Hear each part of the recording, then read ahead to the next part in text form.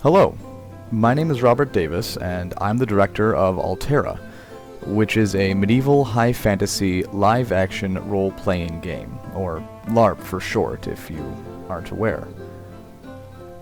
So, what exactly is Alterra?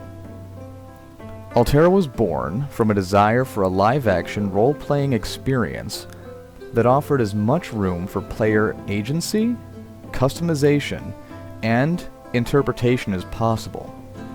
An ambitious undertaking in both scope and vision, Alterra aims to give players of all walks a chance to create the exact character that they want to be in a world where nearly anything can happen.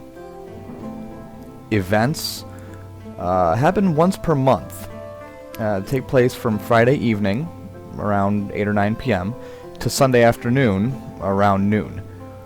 The game is fully immersive and in character from lay on to lay off, and offers a wide range of avenues for gameplay, such as lightest touch combat, including active archery and spellcasting, a rich and in-depth crafting system, a full gathering system promoting exploration of the world, a quest board for smaller group content, as well as posting your own, multiple guilds that one can join, including a Scholars Guild promoting in-game writing and submission of lore, a commoner system for players who want a lighter or more casual LARPing experience, but still want to feel like they're part of and contributing to the overall world.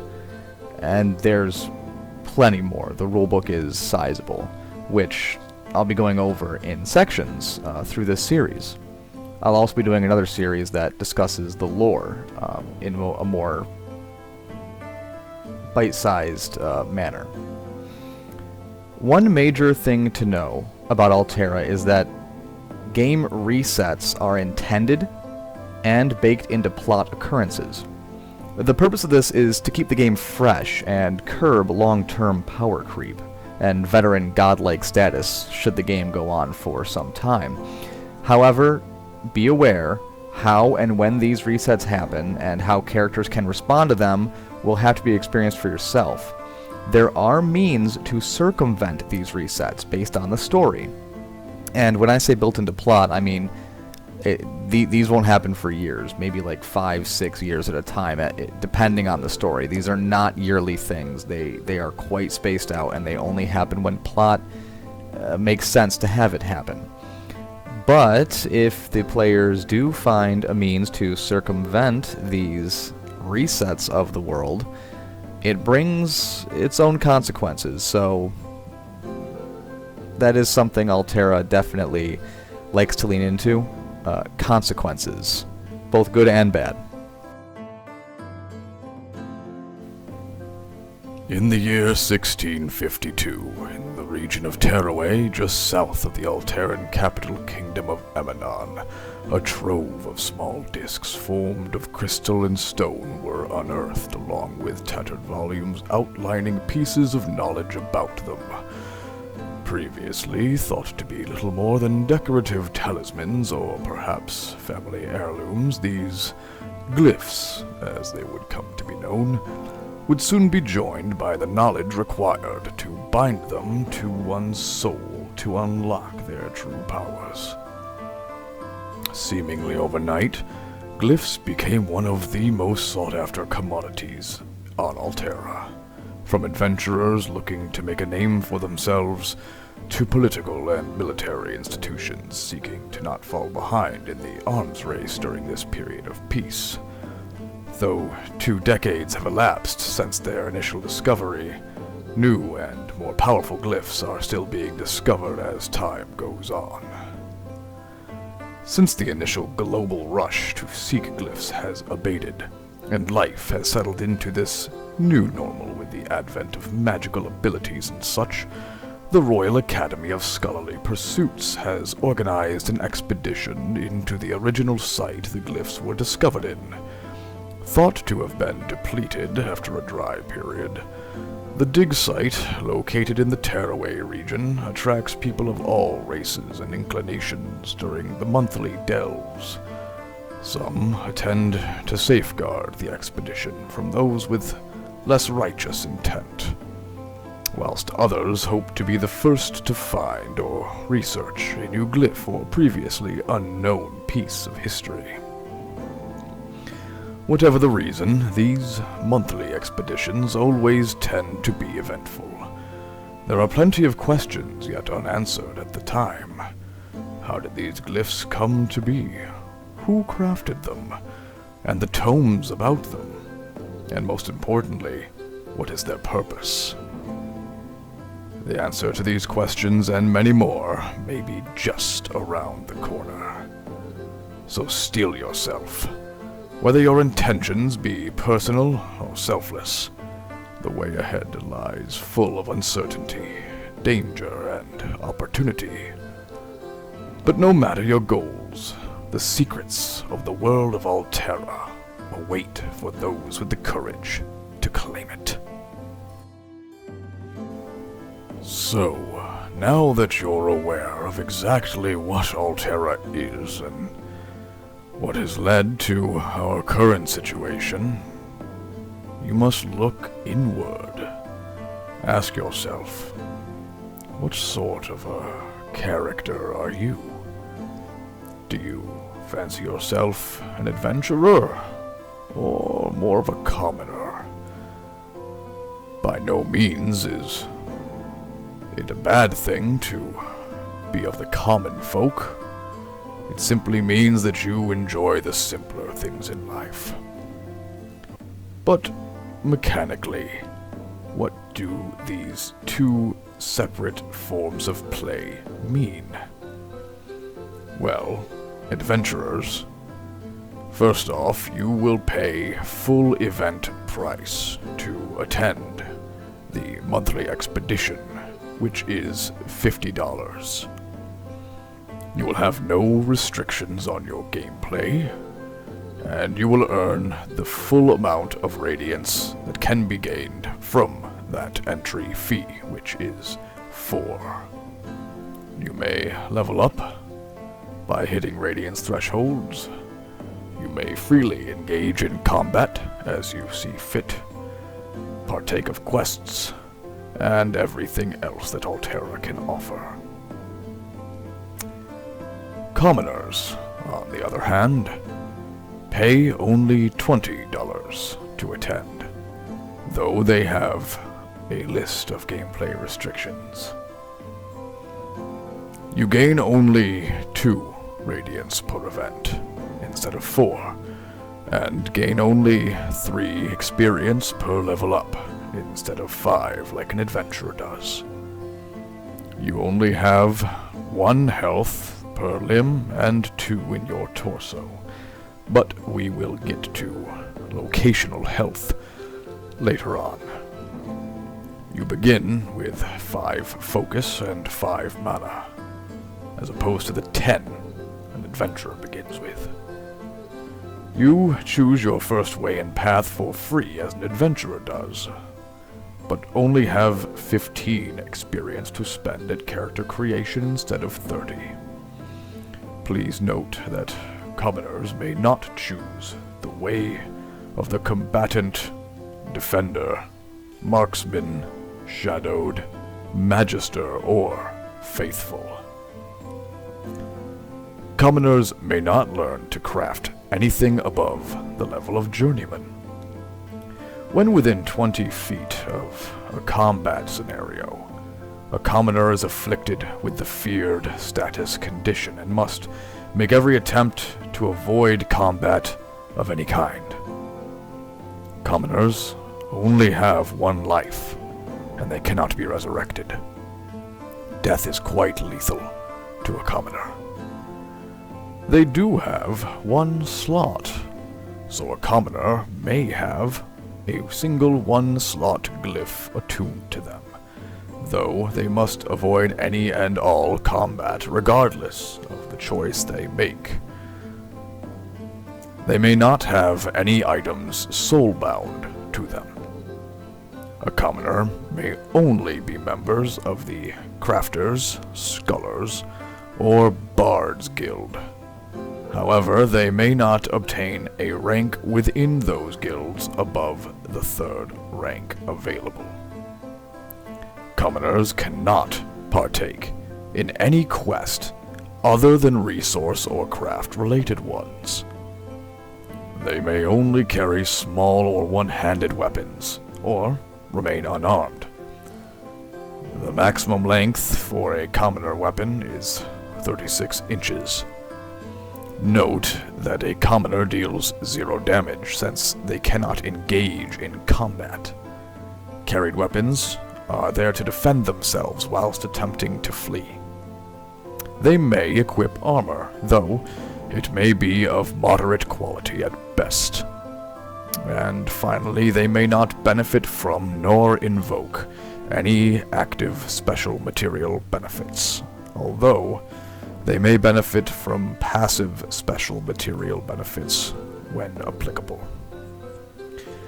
Playing as a commoner is intended for those who want a more laid-back experience and have no interest in combat, or perhaps wish to try the game out in almost a tutorial-like setting. It should be noted that a commoner may become an adventurer, but an adventurer may never revert to a commoner. When a commoner becomes an adventurer, they lose all of these restrictions. Their base stats, health per location, focus, mana, and slots, increase by that of an adventurer, and they gain an additional 1 radiance for every event that they attended as a commoner. Any level ups that come from this increase in radiance will award the usual 5 experience. Now that we have covered the difference between an adventurer and a commoner, we should talk about what the races of this world actually are. Please keep in mind that the playable races, the ones that you may portray, are by no means the only races you may encounter in the world. Each of these races has their own culture, customs, traditions, and history. And please be aware that some races have stricter costuming or makeup requirements than others in order to portray them. There are 3 types of humans within Alterra: your Imperials, Villagers, and Nomads. Each distinction denotes a separate culture and aesthetic, though there may be some blurring of the lines, as with any diverse people. Humans are the most abundant race within Alterra, with there being numerous kingdoms, villages, and tribes scattered across the globe. Humans excel when it comes to focus, and gain additional focus when obtaining it from the universal way, which will be touched on more in the section discussing ways and paths. If you wish to play a kind of human with a real-world cultural flavor, such as a Celtic, Norse, Arabic, Chinese, or any other, there will be an ever-evolving list of cultures and where in-game they may hail from on the Alterra Wiki.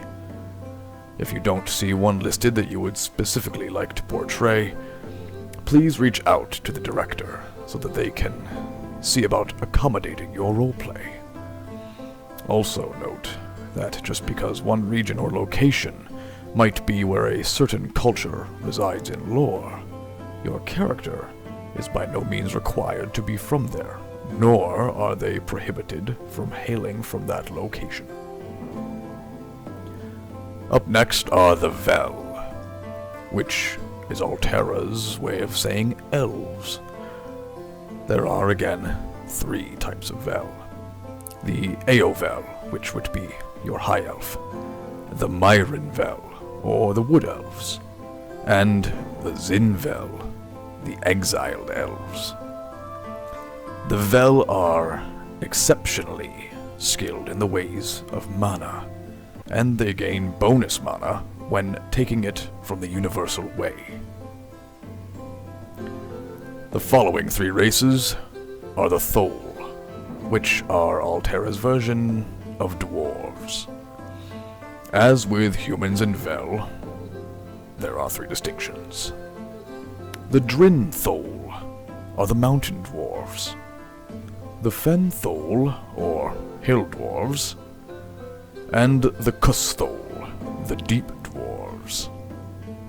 Of particular note here, the Fen Thol may be hill dwarves, but given their culture and aesthetic, they could count as all manner of fantasy hill folk. This may include such flavors as hobbits or halflings. Though no Thol is expressly shorter than any other race, as sometimes dwarves are portrayed in fantasy, you are more than welcome to portray it as such, should you wish. Thol are particularly durable, and possess an exceptional fortitude. They gain additional health when obtaining it from the universal way. Finally, we have the Divergent Races. These are not 3 of the same type of race as with humans, Vel, and Thol, but 3 unique race types, grouped together due to their peculiar nature. The Divergent Races are the Satyr, which are half animal, usually the form of a ram, goat, or deer. The Dryads, which are the physical embodiment of the spirit of nature, particularly the trees of Alterra. And the Goblinoids. Goblinoids are arguably the most diverse race in terms of appearance, as they can look as graceful as the Vel, though with some crooked features, or like more classical orcs, traditional goblins, hobgoblins, or even forms of troll. Please consult the director before portraying a goblinoid character with too extreme an appearance, though it is encouraged. Divergent races possess particularly long-lived souls, and are able to survive more than other races. All Divergent races begin with 4 lives instead of 3. Now, let's take a closer look at each of these races and their sub-variants. Starting off, we have the humans. Humans are focused, determined, resourceful. They have the capacity to be anything they set their mind to and more. A human's strength lies in their versatility and aptitude to learn new things. As one of, if not the, most widespread race on Alterra, humans are found in cities, villages, and tribes too numerous to count. Sometimes named for the place they were born or have hailed from, a human is always ready to tackle a challenge that presents itself. They tend to reach maturity around age 18, and can live anywhere from 80 to 100 years.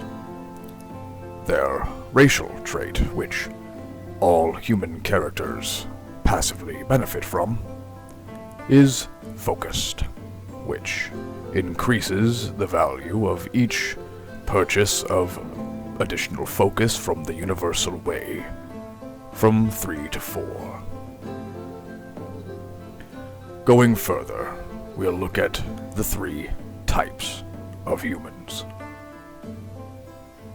First, we have the Imperials. Imperial human refers to any human which hails from one of the larger primary cities or kingdoms. Generally more educated, wealthy, well-mannered than their village or nomadic kin, The Imperial may learn new things quickly, but suffer initially in any foreign situation they find themselves in. Do not doubt their capabilities, however, as even one of these posh city slickers can have enough martial skill to hold their own. When it comes to their dress, their costuming, most Imperials are dressed in finer clothes, or even armor, depending on their occupation. Even if less impressive in style, they are at least well-fitted, clean, and well-kept. It is not unusual for Imperials to bear a higher amount of fine jewelry or more ornate armaments than their village or nomadic counterparts. When it comes to their demeanor, Imperials are very often well-spoken and more prone to diplomacy than a headlong rush into conflict. On the flip side, however, Imperials can sometimes be too talkative and overly verbose when a situation may call for action, as likely to save your life as steal your purse. Regardless, Imperials come in all colors and from all walks of life. The Imperial human unique characteristic is well-rounded. It costs all 3 characteristic points, which will be covered more in depth later on. It grants 2 different purchases from the Universal Way. These do not impact the incremental increase of cost normally associated with taking increases from this way, though keep in mind, they must be different. They cannot be 2 of the same.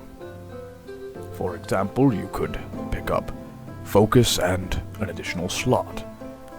And bear in mind that this focus, if purchased, would benefit from the human racial focused to increase it to 4. Imperial human families of nobility are referred to as dynasties. Every noble dynasty of Imperial culture has a heraldry. These are a symbol, or collection of symbols, on one or more backgrounds using a variety of colors to denote aspects of that dynasty. The lowest form of nobility in Imperial society is knighthood, upon which a heraldry will be granted to that family, now a lower dynasty, based on the family's accomplishments. While families of Imperial culture who are not noble are not technically recorded as dynasties, the term may still stand to define a family of Imperial descent. Note that non-noble dynasties do not possess heraldry, unless for some great act of service are granted one by an Imperial with the power and authority to do so. Otherwise, all non-noble Imperials have normal family surnames that they pass down through the generations. Moving on to the village humans. Born and raised in one of the varied and widespread village communities scattered across the world, village humans come in all shapes and sizes. Though often less educated in general than their Imperial kin, and more reserved than their nomadic cousins, villagers tend to know things about the world around them that perhaps even the Myron Velians would be eager to learn.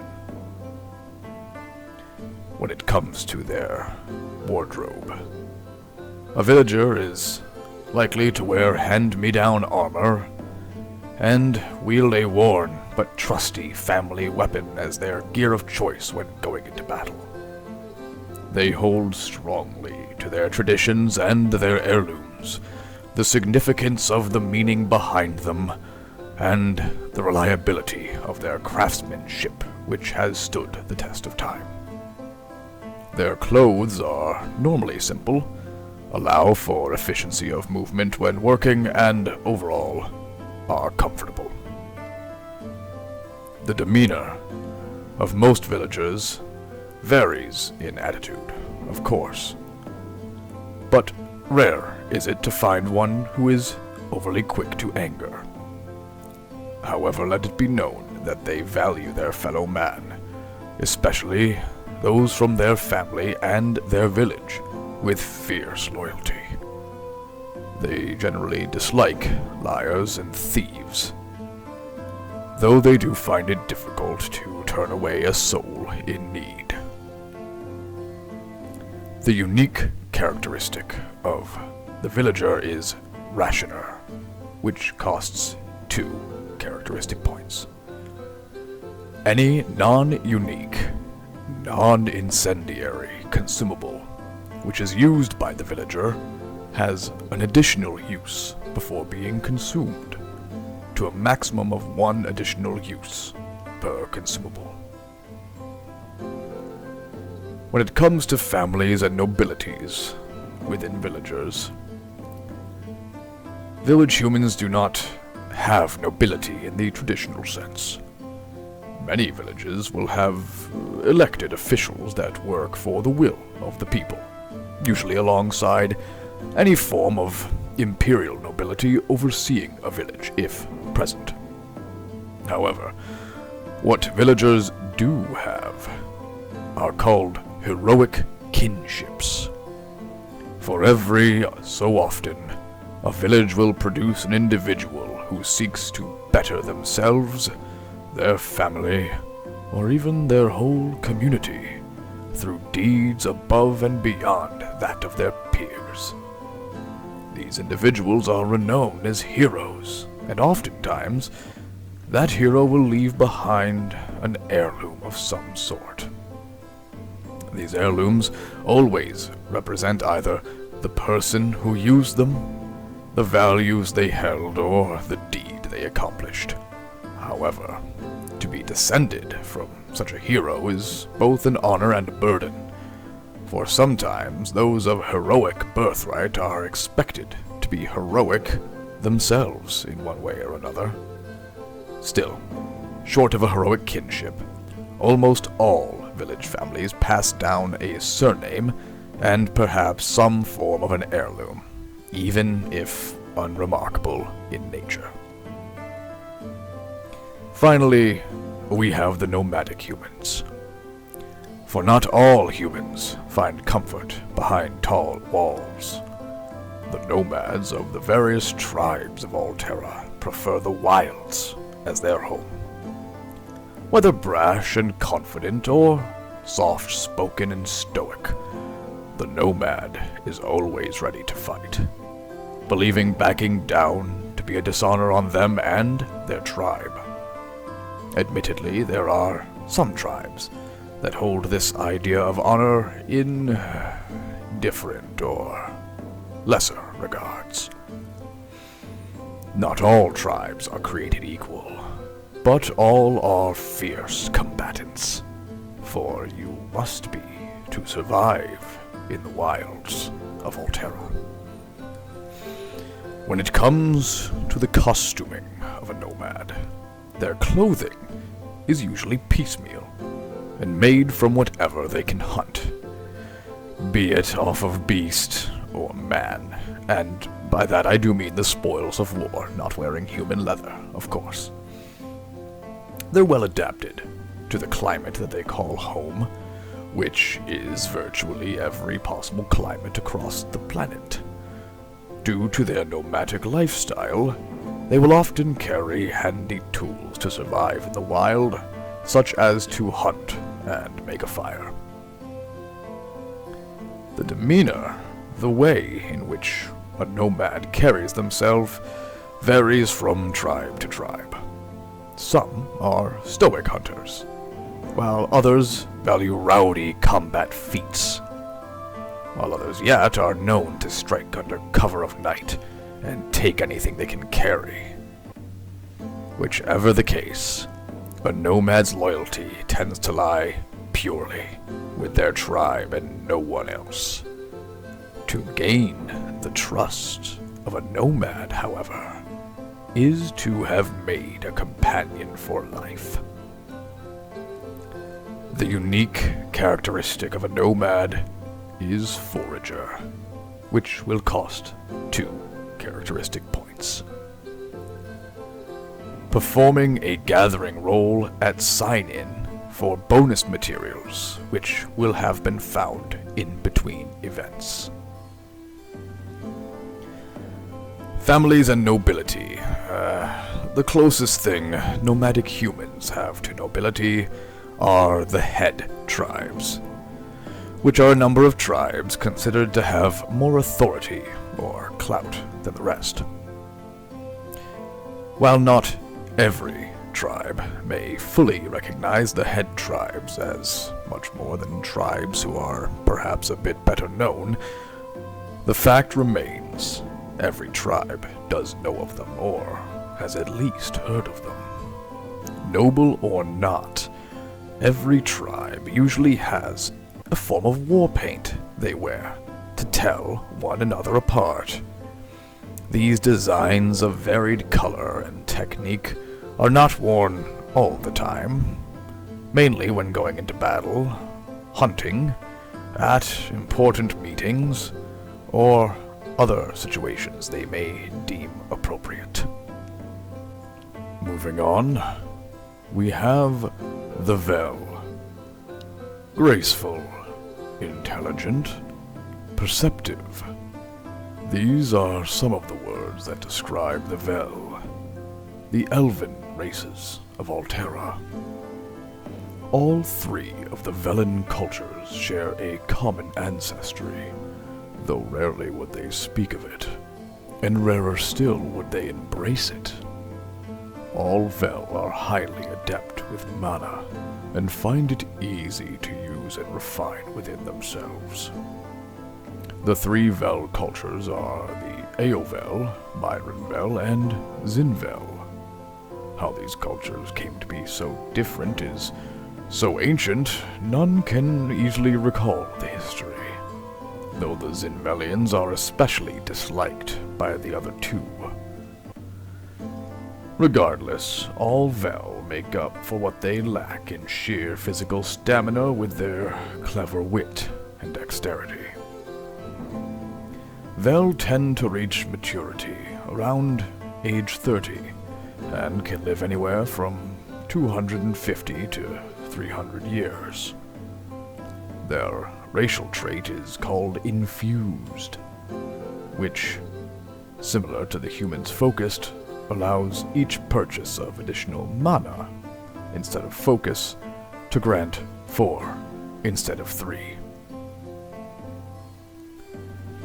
We start with the Eovel, the High Elves. Eovelians are the least secluded of the Velen culture, having a presence felt the world over. While all Vel are adept at mana, Eovel are particularly skilled. By sword, bow, or spell, the Eovelian can be a fierce fighter, though they prefer to talk issues through rather than shed blood, much like the imperial human counterparts. Rest assured, if ever one has a question, no matter how obscure, an Eovel somewhere knows the answer. When it comes to their costuming, most Eovel dress in quality clothes. Again, similar to Imperials, though perhaps even more ostentatious. They wear familial crests and trinkets such as rings, pins, or brooches to honor that lineage, which is very important to an Eovel. Most Eovelians like to dress in flashy colors that give a sense of wealth, class, and prestige. As far as their demeanor, Due to their long lifespans, Eovel are often patient, prudent, and diplomatic. Although, as with all races, the young can still be restless and immature at times. While many Eovelians come off as perhaps condescending or pompous, it is due to their long lives and their knowledge and experience that gives them the confidence in their decisions and opinions. Whilst some can be considered vain, of course, more often than not, this is a stereotypical perspective from other races when not considering their wisdom and perspective from living for possibly hundreds of years. The unique Eovelian characteristic is called Spell Gifted, and it will cost 2 characteristic points to purchase. The effect is all spell glyphs cost 1 slot less to a minimum of 1. As far as Eovel families and nobility, Eovel, of noble blood or otherwise, refer to their lineage fittingly as families. There are only 6 noble Eovelian families, and who knows how many otherwise. Each family has a crest, a symbol that is important to that family. Of course, noble family crests are more ornate and recognizable than the rest. But to each given family, their own crest in particular is no less precious. Some of the families in Eovel culture work in accordance with the noble families, whilst others operate independently. No matter their purpose or place in the world, nearly all Eovel strive to improve at least themselves and their own families, if not their people as a whole. Moving on, the Myronvel, or the Wood Elves. The forest-dwelling Vel, the Myronvelians, are a reclusive people. Rarely seen outside of their deep, wooded sanctuaries, little is known of this culture. However, most know, at the very least, that a Myronvel is a force to be reckoned with when wielding a bow, even more so in a wooded area. Not overly gregarious, Myronvelians will work alone when able, but are a welcomed asset to any adventuring party. As far as their costuming, Myronvel prefer to wear natural colors, which aids them in blending into their forested surroundings. Their armors are often more made of natural hides and leathers, instead of metal, since metal shines. However, they will also look to gain every advantage in a given situation, and will not shy away from wearing proper armor when appropriate, so long as it won't impede their movement. Dexterity is key to a Myronvel. They will adorn themselves with parts of creatures for various reasons, be it to honor that which they hunt, or to, perhaps, intimidate others.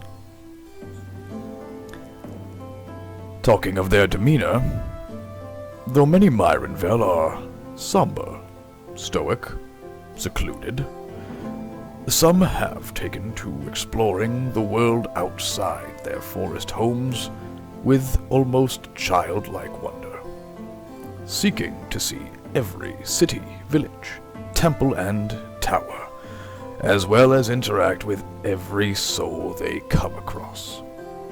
Though this is rare for their culture, and while Myronvel might prefer a bow in their hands, they are fierce in any form of combat, and should never be underestimated.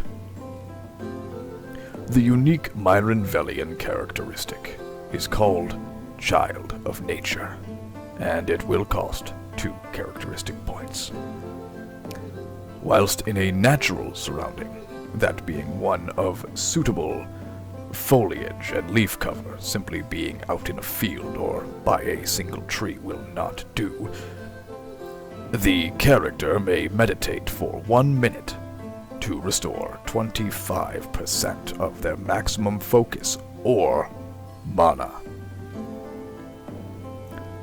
As far as their families and nobilities, the Myronvel do not overly concern themselves with politics as a whole, and hold experience and accomplishment in the highest regard within their culture. Yet there are 4 bloodlines of the Myronvel, which are considered of noble birthright. Regardless of nobility, all Myronvelian bloodlines have a particular adornment, which is like their form of heraldry or a crest.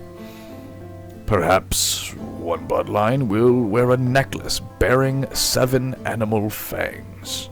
Another still may wear a pauldron on their left shoulder, made of alligator's hide. The adornment is important to the bloodline who bears it, and respect is given between all Myronvel in regards to each one. Finally, the Zinvel, the exiled elves, are regarded as a bastard stepchild to the other Velen cultures.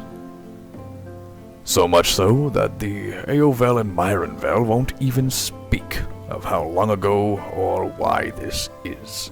It simply is as it always has been. Even the name is considered a demeaning term by the Eovel and Myronvel, who will simply often refer to Zinvelians as Zin, which is the Velen word for exile. To this end, all Zinvel have on their person a mark, usually obtained when coming of age. This mark is either a tattoo, a brand, or a carved form of scar. Some Myronvel choose to get their mark somewhere visible, like their hand or their face. Others attempt to hide it as a sign of shame. As rare as Zinvelians are to see, it is not unheard of, nor should they be taken lightly.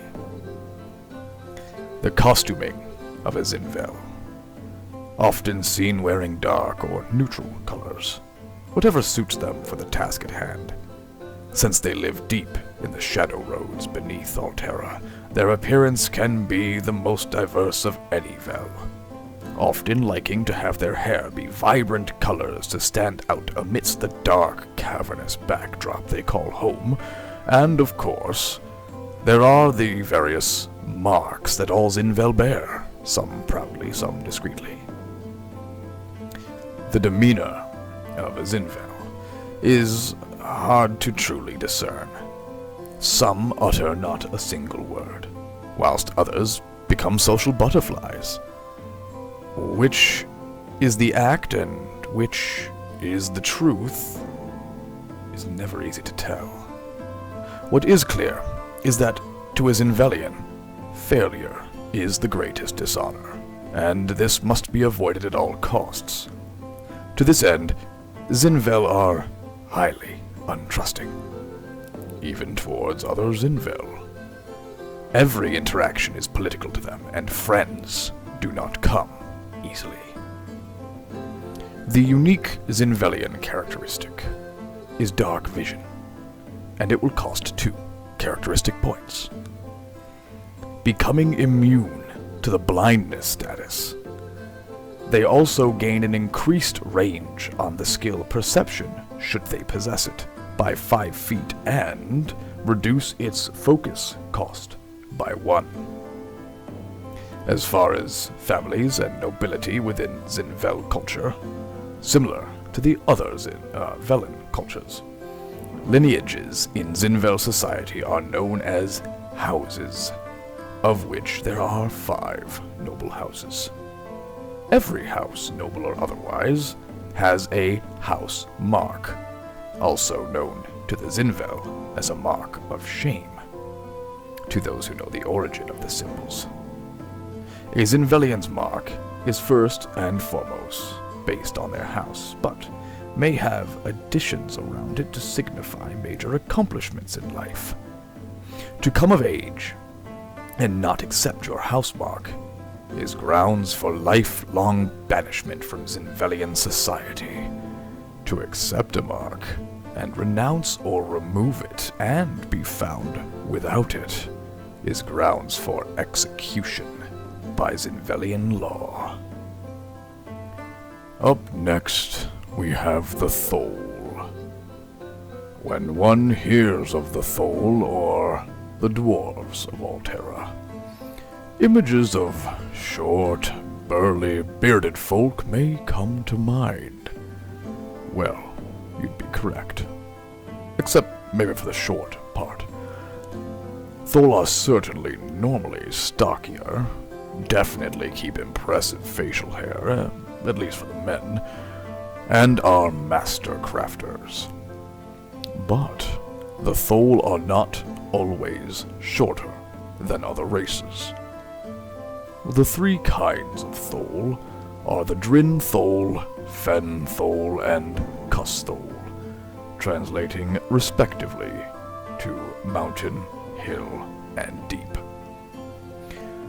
No matter where they hail from or reside, the passion and dedication a Thol puts into their work is legend. That work often is a craft, but can be a scholarly pursuit. Perhaps exploration, surveying, cooking, or anything an individual Thol sets their life upon. While the three kinds of Thol don't always see eye to eye, unlike the Vel, they will put aside more readily their differences to see work be done, and done right. Thol tend to reach maturity around age 25, and live anywhere from 230 to 250 years. The Thol racial trait is enduring. All Thol benefit from this, and any time a Thol picks up an additional instance of health from the universal way, it will grant them 2 health instead of 1. We start with the Drin Thol. The mountain-dwelling Thol are a noble, industrious people with a rich and well-rounded culture. All Thol have a knack for craftsmanship.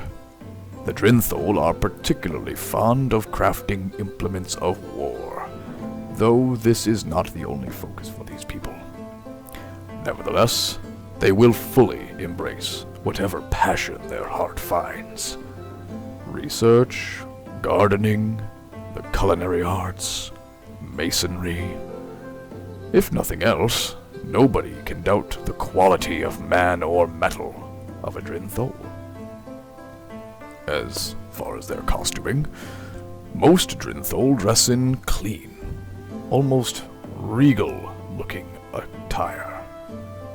Even when at work, they will wear simple but elegant, functional clothes, covered with some form of quality protective garments. Armor is considered equally as formal wear for all 3 Thol cultures, but especially for the Drin Thol. Everything about a Drin Thol's appearance speaks of quality workmanship.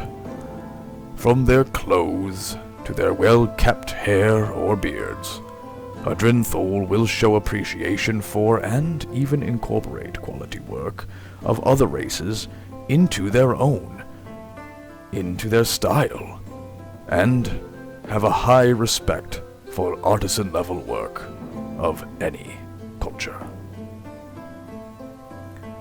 As far as the demeanor of a Drin Thol, they are often well-spoken, sometimes with a rough accent depending on the region their mountain lies in. Thol take great care in their appearance and presentation of their beards, at least for the menfolk. Drin Thol are, more than the other 2 cultures, treat their beard as a symbol of majesty, status, and wealth. often having it meticulously well-groomed, braided, sometimes even scented. The unique Thol characteristic is steadfast, and it will cost you 2 characteristic points, allowing you to become completely immune to all knockback and fear effects. When it comes to the families and nobility of the Thol, family units within Thol society are known as legacies, of which there exist 5 noble legacies that govern them as a whole. Every legacy bears a signet ring, but only the head of the family, be they patriarch or matriarch, may bear it. Within Thol culture, these rings are known as seals of merit, and denote what would be akin to a maker's mark for every craftsman. Seals of merit are of the utmost importance to a Thol legacy, and are passed down from family figurehead to figurehead through generations. Following next are the Thol, or the Hill Dwarves. The Hill Folk, the Thol, are a bit of an oddity among Thol kind, favoring living on the open plains or sometimes just below the ground in the rolling hills, rather than deep within the crags of far-reaching mountains. Thol are proud, generous people, always eager to share a story. Like all Thol are diligent craftsmen and passionate laborers, no matter their focus. While agriculture and carpentry are more prevalent in Thol culture than the Drin or Kuss, that doesn't mean they neglect smithing or the art of war. It is said, a suit of armor made by a Thol carries the might of the mountain, but the freedom of the open hills. When it comes to costuming, the dress of a Thol is modest, simple, but effective for whatever task they pursue. Not overly fancy or gaudy, but also not dregs.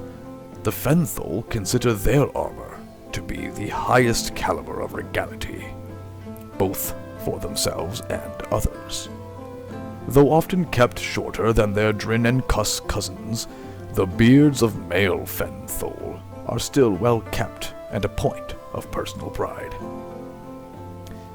When it comes to their demeanor, there is a saying that true altruism is still more selfish than a Thol. The generosity and selflessness of a Thol is legendary, but woe be unto any who take this kindness for granted, or worse, abuses it. The wrath of a scorned Thol is said to be the worst sense of imposing doom one can feel. So much so, stories say that scorn a Thol, and you should avoid plains and hilly areas for the rest of your life. The unique Thol characteristic is called Sturdy, and this will cost you 2 characteristic points. It allows you to become immune to being tripped or disarmed. As far as families and nobility within the Thol, their families are known as clans, and well, Thol don't much concern themselves with rigid political structure and nobility. There do exist the Banners 3, which are the noble clans of their people. Every clan has a banner they present with great pride. These banners can often be seen on display in homes in a place of prominence, over doorways, in dining halls, brought and raised at gatherings or festivals. Some Thol even incorporate their clan banner into their clothing or armor. Finally, the Thol. The history of the Thol is less than cheerful. For as long as they recall, the Thol have built their society deep below what even the Thol consider too far down. Despite the rarity of the Thol and the implication of their dark ways, the Deep Dwarves are actually an incredibly proud people. Any insult will be taken to heart by a Thol, no matter how small. The more grievous the insult, the worse the retaliation is sure to be. Living so far down in the Shadow Roads, the dark recesses have actually helped to hone Thol's eyes, giving them keen perception for flaws and imperfections. This is especially helpful for the jewels and trinkets which they craft so well. For their costuming, Thol tend to be seen, when seen, in a mixture of heavy dark tones and rugged leathered pieces. They're often adorned with numerous pouches, satchels, and sacks in which they will carry a multitude of things. It is not uncommon for a Thol to have a brightly colored hair and beard, and gems, even small trinkets, woven into those beards or hair. Some Thol have evolved to have grayer shades of skin, from their time so deep amidst such stone dust, though not all. The demeanor of a Thol is proud, stoic, valuing their sense of dignity and honor above almost anything else. Any level of insult to a Thol should be second, perhaps guessed thrice, even if unintended. Being a secluded people, they can, more often than not, seem a bit, grabby and invasive into personal space, a fault of their still natural curiosity. Their insight into a situation can be taken as a bit rude to some, even though this brash honesty is considered normal amongst their people. The unique characteristic for a Thol is called relentless, which will cost you 2 characteristic points. Relentless reduces the duration of the slowed, rooted, dazed, and paralyzed status effect suffered by 50%, rounded up when appropriate. When it comes to families and nobility within the Thol, there is but one caste system. This is not to say families don't exist, they most certainly do, and they care for one another. But what matters most to many Thol is their position within the caste. One can climb the ladder, so to speak, by amassing wealth and improving the station of their lives, though this is difficult to do and comes with many rules and stipulations. The dregs are the lowest, and are barely not slaves. Next are the merchants and artisans, followed by the clergy, then the military, the aristocracy, and finally, the ruler at the top above all. Military and higher are considered positions of nobility for the Thol. And finally, we come to the Divergent Races. Though humans, Vel, and Thol make up the majority of the population of Alterra, they are not the only sentient races to be found. There are 3 other major races known as the Divergent Races, who are scattered about the world and call no society their true home, with the exception of the Gildemirian goblinoids. Each of these 3 races vary greatly in their attitude, appearance, and culture. The Dryads, for example, tend to be calm, patient, and understanding, Satyrs tend to be jovial, outgoing, and a bit boisterous. And the goblinoids. The black sheep of the sentient races, yet are oddly noble, again as far as the Gildemirian variant are concerned.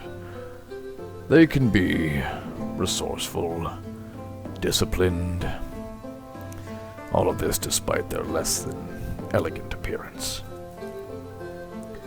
Satyrs and dryads tend to reach maturity around the age of 20, and live anywhere from 170 to 200 years. Goblinoids tend to reach maturity around 18, and can live anywhere from 120 to 150 years. The divergent racial trait shared by all three is called longevity, and allows them to begin play with 4 lives instead of 3. We will begin with the true party animals of Alterra, the satyrs. They may not imagine a being that is actually part animal when they hear party animal. A satyr is a man or woman with the lower body of a goat and the horns of various creatures that possess such antlers. Surprisingly nimble for their animalistic legs, satyrs are said to prance about a battlefield more than simply moving through it. They are generally master linguists, quick-witted, and always up for a good time. When it comes to costuming, being animalistic in nature, satyrs tend towards wearing little in the way of clothing. Aside from particularly harsh winters, of course. Leathers, furs, ostentatious fabrics. These are the go-tos when a satyr decides to dress to impress. Satyrs can come off as childish or impulsive in their fashion or design choices, but this is more due to their fun-loving nature and attraction towards whatever seems the most fun at the time. All satyrs have furry legs ending in hooves, with some manner of tail, normally that of a goat or a deer. As well, they have various manners of horns and antlers, like goat, ram, or deer, antelopes, to name a few. For their demeanor, on the whole, satyr is good-natured, positive, upbeat. They are jovial, a bit rowdy, but capable of being serious when the occasion calls for it. They're always ready for a drink, a party, or some other hedonistic activity. They will almost never turn down a drink from a friend or a foe alike, relying on their amazing constitutions to resolve any ill-made offerings. The unique satyr characteristic is called, fittingly, party animal, and it will cost 2 characteristic points. It reduces the base rest time from 30 to 20 minutes for the satyr, so long as that character is role-playing partying the entire time while resting. When it comes to family and nobility, unlike the other races of Alterra, the satyrs see all other satyrs as family in some way. They are as one people, even if they live thousands of miles apart.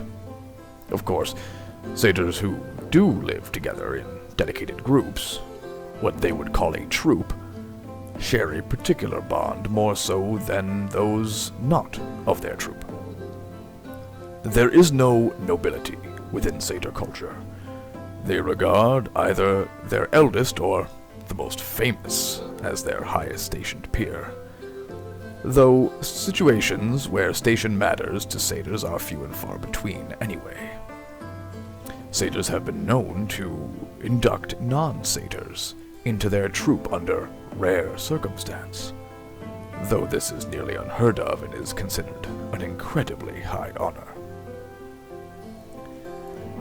The Dryads are, possibly, the most enigmatic race in Alterra, yet possibly the most benevolent. It is thought, by some, that every tree in existence has or has had a Dryad linked with it.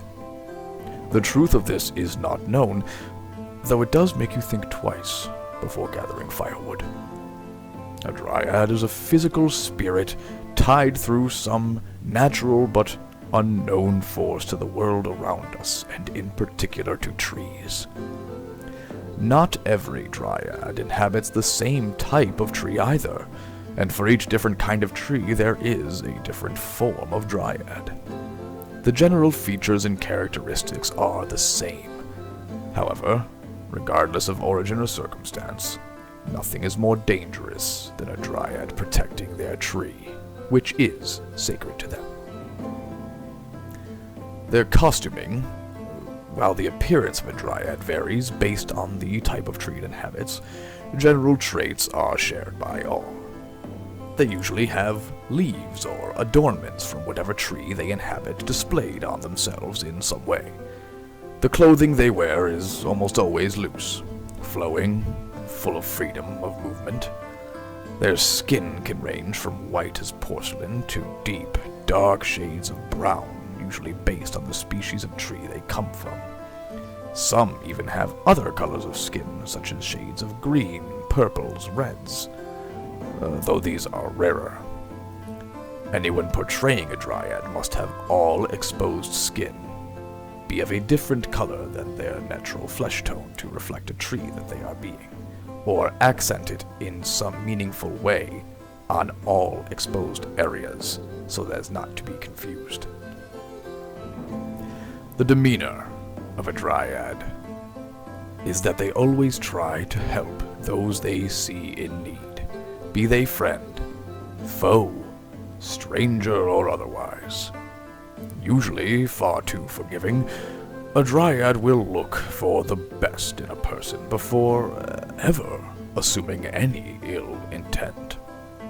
However, threaten a Dryad's tree, and even the closest of lovers will turn to bitter enemies instantly. A Dryad is usually soft-spoken, sometimes naive, and rarely distrusting, cynical, or jaded. The unique Dryad characteristic is called Tree of Life, and this will require all three characteristic points. After 5 minutes of uninterrupted meditation in contact with a tree, the Dryad may fully recover either their health, focus, or mana. Do note that 5-minute time includes not talking and cannot be shortened by any means. Family and nobility within Dryad society comes down to groups living in an area similar to a family called a grove, which is also a term used to define where a Dryad hails from. There is no nobility within Dryad culture, though the oldest among a grove is always deferred to for guidance and advice. It is somewhat uncommon for a Dryad to leave their grove and explore the wider world. When a Dryad does set out on an adventure, those remaining will often safeguard and decorate that individual's tree as a form of well-wishing and a hope of safe return. And the Goblinoids. They're an interesting race, I suppose. Clever, agile, disciplined, all traits one might associate with the Vel, yet their appearance is often less than graceful. Their skin tones vary between browns, grays, yellows, and greens. Their ears, pointed like that of a Vel, but their features are in various ways twisted, crooked, or otherwise not quite right. Despite all of this, goblinoid culture and society is surprisingly well structured and advanced, rivaling the other races' achievements even within their secluded dwellings. There are, of course, more feral tribal goblins that live within the Serpent Bog Pass and the Night Fen. These more honorable, advanced, regal goblinoids live within the Forlorn Mire, under the jurisdiction of the kingdom, the Empire of Gildemir. Costuming, on the whole, goblinoids are usually well dressed, again referring to the Gildemirian variant. Well kept and well spoken, which may catch some off guard based on their appearance and the rumors of them as underhanded scavengers of the night. This is not to say there are not goblinoids who appear and act more stereotypical of their race. However, the appearance of goblinoids is easily the most varied of any race of Alterra. They can look like classical goblins, hobgoblins, orcs, some manner of troll, anything in between. At the end of the day, goblinoids are twisted vel, no matter their appearance. All exposed skin must be of a color that they choose for their skin tone. Greens, browns, grays, yellows, mottled, whatever it may be. It is also required to wear some form of prosthetics or a mask to have twisted facial features. Perhaps maimed ears, a longer nose, a heavy ridged brow, a longer, perhaps less attractive chin. Anyway, the demeanor of the goblinoids. While it is true that plenty of goblinoids act in a way that would be called dishonorable to many, they rarely, if ever, do so to their own. Theft and trickery are natural means to an end for a goblinoid, and as such will usually do anything and everything possible to see their goal reached. This isn't to say a goblinoid cannot form friendships with other races, just it's more rare and a bit of an uphill battle. Nonetheless, when people need a task completed, a goblinoid for hire is sometimes the only logical solution.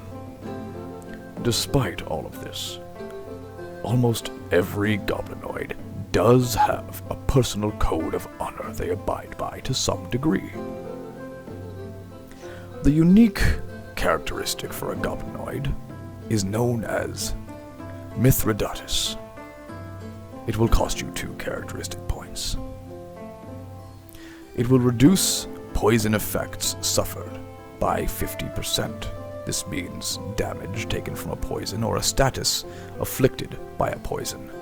And also, the maximum duration a poison may afflict a goblinoid is 3 minutes as opposed to until cured. For families and nobility, whilst family is important to a goblinoid, due to their compulsory 2-year military service to Gildemir around age 18, again for those living within the Forlorn Mire, many goblinoids consider their capital kingdom and the well-being of their people to be their chief loyalty. Goblinoid nobility are all elected, using their merits and accomplishments as their platform to be chosen. However, a position of nobility is taken until death, and as such, goblinoid elections are somewhat rare. The more accolades and feats a goblin has under their belt, the more respect, renown, and likely they are to obtain nobility. Again, at least within Gildemir. As you may likely have heard by now, I've mentioned characteristics and characteristic points a few times. But what are these? Well, when coming to Alterra, once you've chosen what race you wish to be, you must then spend your 3 characteristic points. Note: these must be spent at character creation. They cannot be spent any time later, and none may be saved in any way, nor can the choices be undone and redone. So, let's start with the 1-point characteristics, shall we? You may purchase these multiple times, and the benefits all stack. I'll go over them in order. Affluent allows you to gain 5 silver when arriving at the outpost each month. If you were to take this twice, you'd gain a gold. 3 times, you would gain 1 gold, 5 silver. Hearty, upon taking, lets you choose 1 location, and you will gain 1 health in that location. Additionally, you will gain 1 more health every 12th level. Imbued gives you 2 mana immediately, and an additional 1 mana every 6th level. Inversely, Keen gives 2 focus, and an additional focus at every 6th level. Well Read will give you 2 lores from the base list of lores and literacies. Crafty reduces the base crafting time of everything by 10 seconds, though this has a minimum time of 1 second. Which means if you were to take Crafty thrice, you would be reducing it by 30 seconds. Die Hard. Add 30 seconds to your death count when downed. Normally when you reach 0 torso health, which will be in a separate video about the health and locations, but when you go down, when you're downed, you have 3 minutes. If you are not healed in that time, you die. This adds 30 seconds to that, and if you were to take it multiple times, you could end up with an additional 1.5 minutes to that 3-minute timer. Linguist, similar to Well Read, grants 2 literacies from the base list of lores and literacies. Moving on to the craft-related characteristics. Armsman. Weaponsmithing patterns cost 2 less experience to learn. And again, these can be taken multiple times. If you were to take Armsman thrice, you would be reducing the experience cost to learn any weaponsmithing pattern by 6. Outfitter, similarly for armorsmithing, patterns cost 2 experience less. Scientist, Hermetics recipes cost 1 experience less to learn.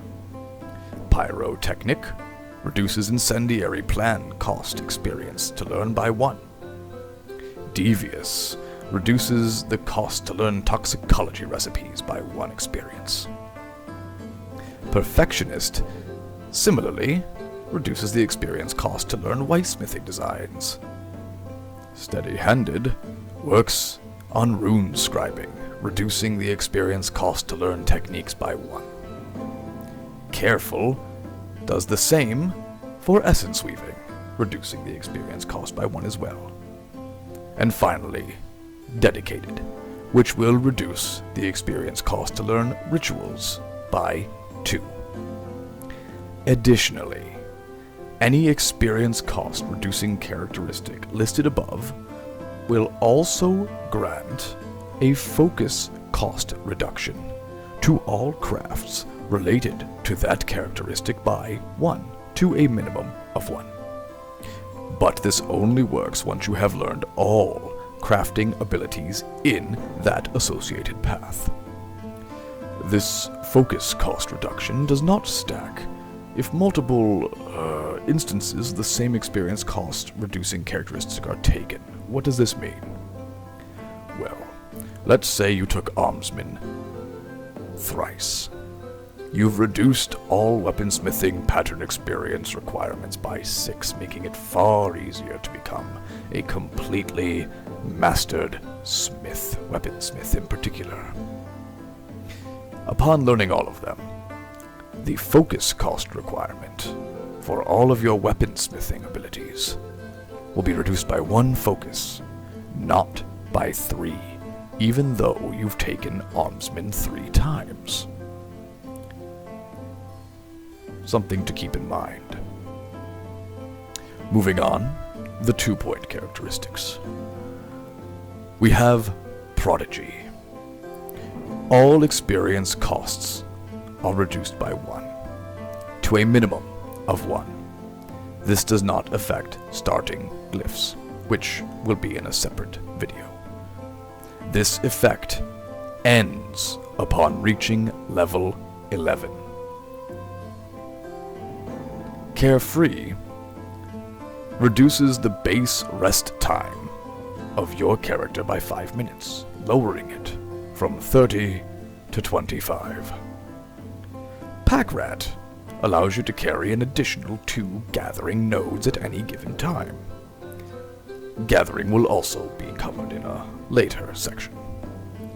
Sneaky allows stealth-related glyphs to cost 1 slot less. Slots, cost, and such will be covered in a later section as well. Note that any glyph will be denoted as a stealth-related glyph when it has stealth in the tags, so you know what does and doesn't work. The minimum slot cost of a glyph remains at 1.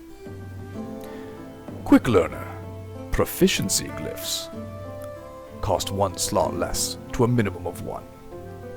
Adaptable does the same effect to modifier glyphs, reduces the slot cost by 1 to a minimum of 1. Resilient. Should you become afflicted with any status effect, except for poisoned in this case, you will heal for 2 health in your lowest location. If locations are equally injured, you may choose where the health goes.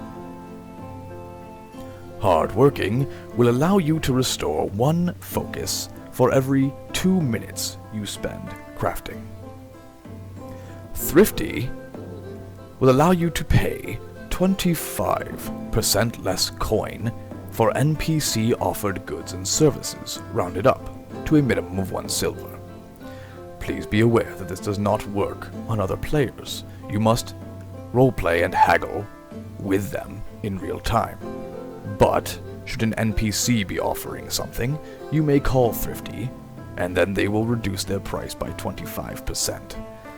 However, you are welcome to try and haggle further. Vibrant Soul is the final 2-point general characteristic.